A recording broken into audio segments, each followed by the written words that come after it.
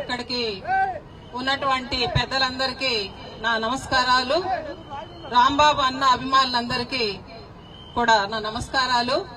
నేను డాక్టర్ వసుంధర, ఒక social activist గా ఇక్కడికి రావడానికి రెండే కారణాలు.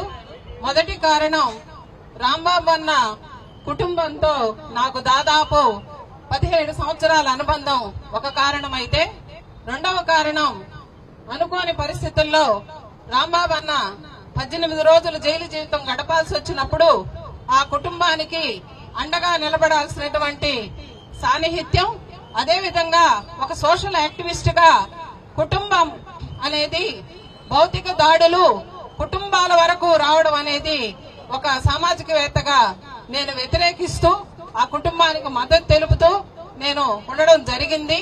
అయితే ఇక్కడ నేను అందరికీ ఒక విషయం చెప్పదలుచుకున్నాను. ప్రభుత్వాలు ఏవైనా రాజకీయ వైరుధ్యాలు, సిద్ధాంత వైరుధ్యాలు మామూలే, ఏ ప్రభుత్వాలైనా ఒకటే.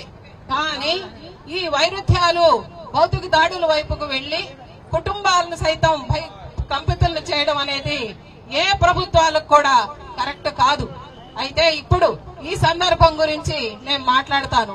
అంబటి రాంబాబు అన్నని జైల్లో పెట్టిన తర్వాత వారి ఇంటి మీద మొత్తం వారి ఆస్తులను ధ్వంసం చేసినటువంటి ఘటనలో ఆయనకైతే శిక్ష పడింది. కానీ నిష్పక్షపాతంగా చెప్పాలి అంటే ఆ ఇంటి మీద కుటుంబ సభ్యుల్ని భయభ్రాంతులు చేసినటువంటి ఆ నిందితులను మాత్రం ఇంతవరకు అరెస్టు చేయలేదు.